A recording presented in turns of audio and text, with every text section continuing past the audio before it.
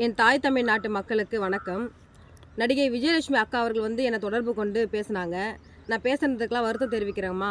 இந்த விவகாரத்தில் கண்டிப்பாக நம்ம 2 பேரும் ஒன்றா சேர்ந்து இதில் எனக்கான நீதியை எனக்கு நீங்கள் பெற்றுக் கொடுக்கணும்னு என்கிட்ட பேசினாங்க. பாதிக்கப்பட்ட பெண்ணுக்கு எப்போவுமே இந்த வீரலட்சுமி உறுதுணையாக நிற்பேன். அந்த அடிப்படையில் நடிகை விஜயலட்சுமி அவர்களுக்கு எமது தமிழர் முன்னேற்ற படையும் நானும் அவங்களுக்கு நீதி கிடைக்கிறதுக்கு உறுதுணையாக நிற்போம். அவங்க பேசிகிட்டு இருக்கிறப்ப ஒரு அதிர்ச்சியான ஒரு செய்தி என்கிட்ட சொன்னாங்க. அது கேட்டவுடனே எனக்கு ரொம்ப மன அழுத்தமாச்சு. சீமான் அவர்களால் நடிகை விஜயலட்சுமி அவர்களுக்கு 7 முறை கருக்கலைப்பு செய்யப்பட்டதுனால அவங்களுடைய கர்ப்பப்பையை இன்றைக்கி மருத்துவர் எடுக்க சொல்லியிருக்காங்க. ஏன்னா கர்ப்பப்பையை அதிக அளவு இன்ஃபெக்ஷன் ஆகி பாதிப்பு ஏற்பட்டு இப்போ அவங்க 2 மாதத்துக்கு முன்னாடி கூட அவங்க மருத்துவமனையில் அனுமதிக்கப்பட்டு மருத்துவருடைய ஆலோசனை கேட்டிருக்காங்க. அதை என்கிட்ட சொன்னாங்க நேற்று. அது கேட்ட உடனே எனக்கு ரொம்ப அதிர்ச்சியாகிடுச்சு, மன அழுத்தமாக ஆச்சு.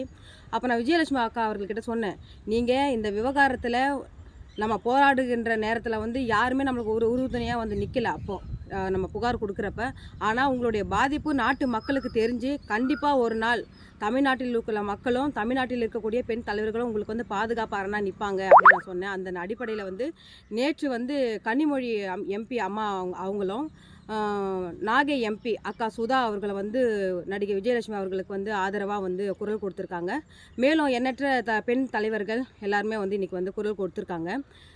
நடிகை விஜயலட்சுமி அவர்களுக்கு ஆதரவாக நிற்கிறவங்க யாருன்னு பார்த்தீங்கன்னா, பெண்மையை போற்றவங்க, பெண்மையை மதிக்கிறவங்க, கற்பனா என்னன்னு தெரிஞ்சவங்க தான் இன்றைக்கி விஜயலட்சுமி அவர்களுக்கு ஆதரவாக நிற்கிறாங்க. இது 3மே என்னென்னு தெரியாதவங்க தான் இன்றைக்கி சீமான் பின்னாடி நிற்கிறாங்க. இது நாட்டு மக்கள் இதெல்லாம் நினச்சி நீங்கள் கவலைப்பட வேணாம். கண்டிப்பாக நடிகை விஜயலட்சுமி அவர்களுக்கு நீதி கிடைக்கும். அந்த நீதி விரைவாக கிடைக்கிறதுக்கு எமது தமிழர் முன்னேற்ற படை சார்பாக நாங்கள் விஜயலட்சுமி அவர்களுக்காக சென்னை வள்ளுவர் கோட்டத்தில் நான் உண்ணாவிரதம் இருக்கலாம் நாங்கள் ஏற்பாடு செஞ்சுட்டு இருக்கிறோம். இந்த விஷயத்தை நாட்டு மக்களுக்கும் ஊடகத்துக்கும் நான் தெரிவித்துக் கொள்கிறேன்.